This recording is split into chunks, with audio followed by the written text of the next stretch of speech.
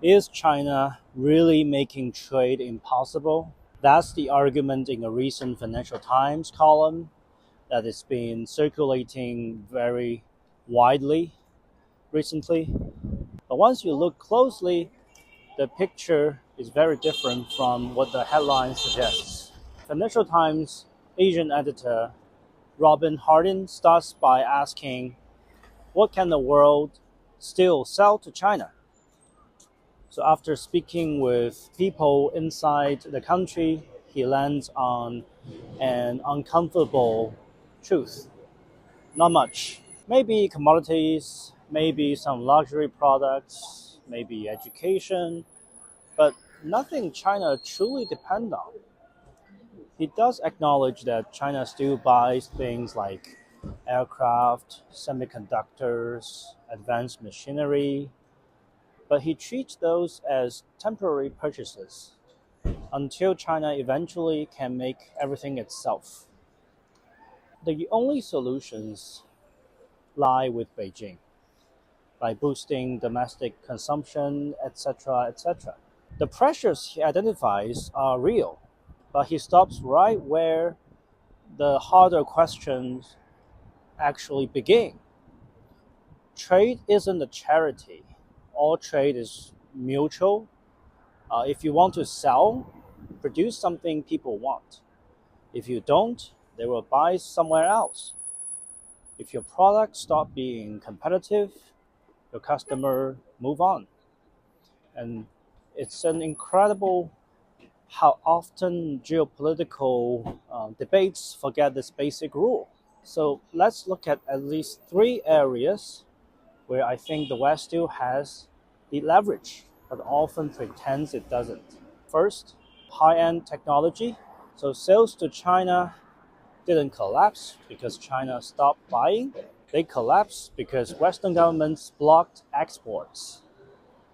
If those export controls were relaxed tomorrow, demand will snap right back. And top producers will always have the products that China can't yet replicate, as long as they stay competitive. Second, services. Tourism, education, finance, consulting, design. These are sectors where Western economies dominate.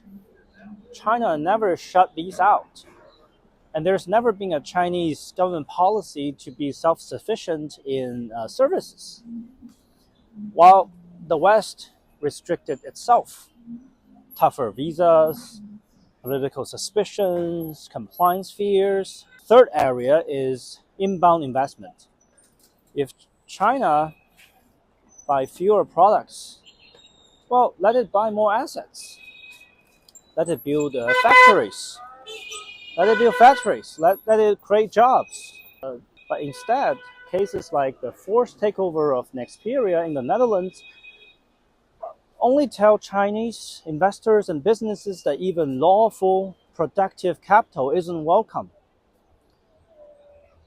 At this point, it's hard not to think about underneath all this is some kind of condescension. You, China, can't be allowed to sell more than I do. You also are not allowed to invest in us because, come on, how can you be better than us, right? So now Harding is right that Europe needs reform and more dynamism, but competitiveness isn't something you pursue because China stopped buying.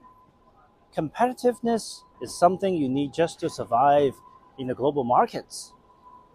If China manufactures faster, cheaper, and better, that doesn't make trade impossible. It means you need to sharpen your game. So no, China isn't making trade impossible. It's making trade harder for those who stop trying. Some solutions lie with Beijing, but many lie in Washington, Brussels, Tokyo, and inside companies deciding whether they want to compete or complain. Welcome to this episode of China Translated by Robert Wu. Here I am in Shanghai Kerry Center. Look at this Christmas tree here. Merry Christmas, everyone.